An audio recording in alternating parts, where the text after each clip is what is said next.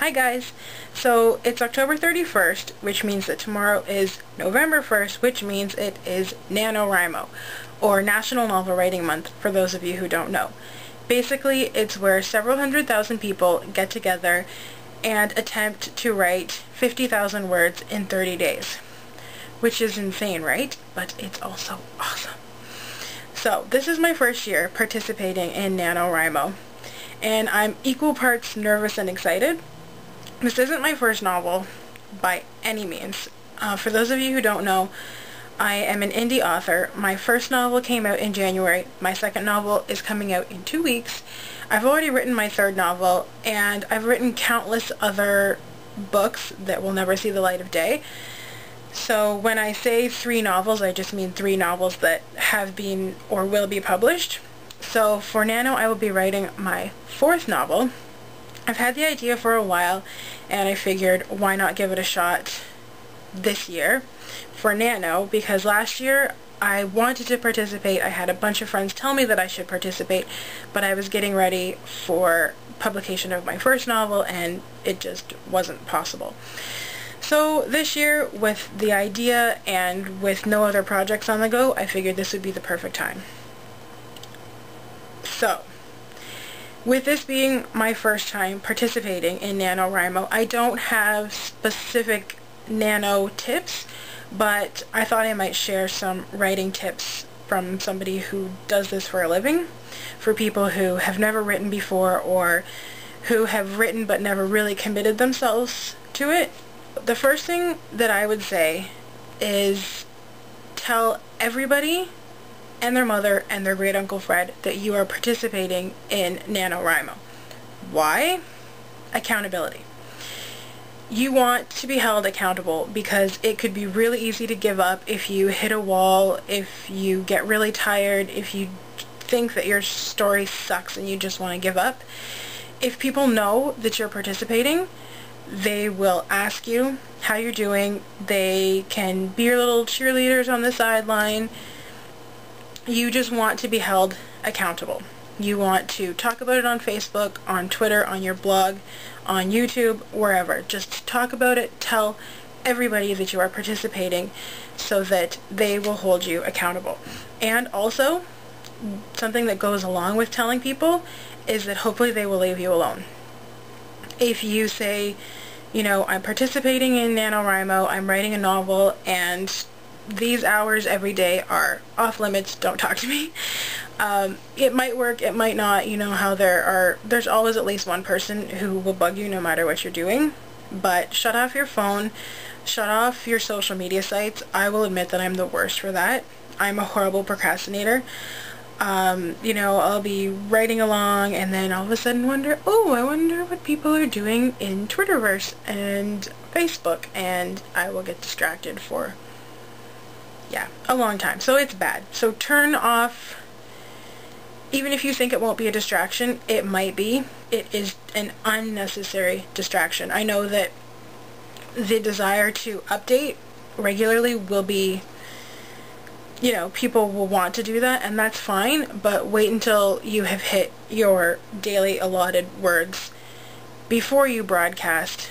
Don't update every 5 seconds telling people what you're doing or seeing what other people are doing.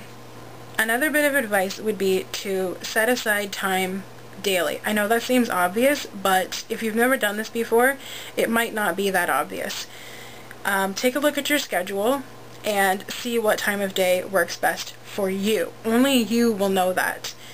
If your favorite author says that she writes late at night, that might not work for you. You might have to get up earlier in the morning.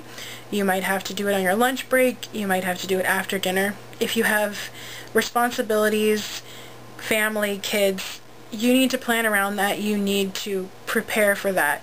Life comes first, and if you don't have the luxury of, you know, living alone or having people who understand, you need to find time every day to write.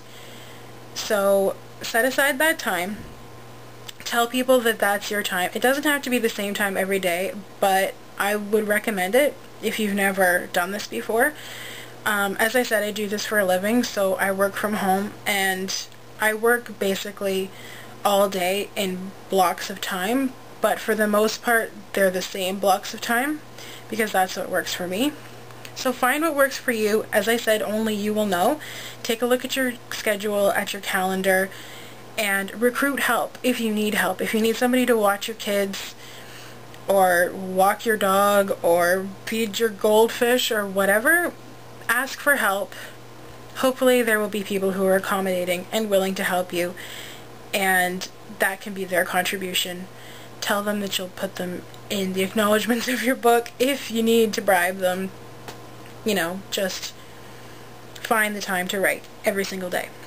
My next bit of advice is that if you hit a creative wall, if your mind just shuts down and the ideas stop coming, don't freak out. I know that that's easier said than done, but it happens. It happens to everybody, especially when you're working within such a tight time constraint. You might psych yourself out so much that your mind just goes blank, and you need to sort of separate yourself from that. Go for a walk, go watch a movie, call a friend. If you're a creative person in general, do something else that's creative to keep the creative juices flowing. Paint a picture, take your camera and go on a walk and take pictures. Sing a song, blast your music, you know, just do something creative that will keep the momentum going, and then hopefully your brain will slip back into writing mode. My last bit of advice may seem kind of weird and random and maybe even obvious, but make sure that you drink and eat and walk around. If you get in the zone and you're really busy, it is easy to forget to drink, and it's easy to forget to eat, and you might sit for hours and then get up and fall on the floor because your legs are just, you know, dead from not using them. So I always have at least a glass of water, usually a cup of coffee and a glass of water, so that I stay hydrated, because dehydration is no fun at all. And the other good thing about drinking regularly is that you'll have to get up to go to the bathroom, and when I get up to go to the bathroom, if I've been sitting for a long time, I will wander around my apartment for a little while. Just keep your blood flowing so that it flows to your brain, because obviously you need your brain in good working order to get this done. And in that same vein, I would say get plenty of sleep, because writing when your brain is fried, it's just a bunch of nonsense. And I'm sure that a lot of people will be writing a lot of nonsense in the next month, but you want your mind to be sharp, and you want to put out the best first draft that you can. I'm going to be honest, your first draft will probably suck. First drafts usually do, and that's okay. You don't have to worry about it being perfect. It doesn't have to be like the next great novel, period, but especially your first draft.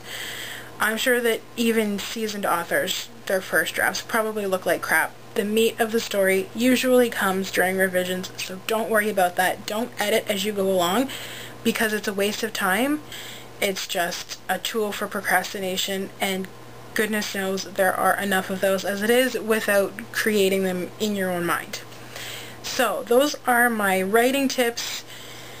Hopefully you found them helpful. I don't know if they are at all, but that's sort of the tips that I live by for writing. If you're participating in NaNoWriMo, I would love to be your buddy. I will leave a link down below to my profile. You can add me as a buddy and I'll add you back, and we can cheer each other on. This is going to be a crazy adventure, and I'm looking forward to doing it with all of you and reading your stories someday, or even hearing about your stories. I will be updating on my author blog, because I have a month-long event going on my book blog, which is usually where I direct you guys to in my videos. So I will be updating regularly on my author blog. I might do a few video updates. I'm not sure. It'll depend on how things go and how much spare time I have.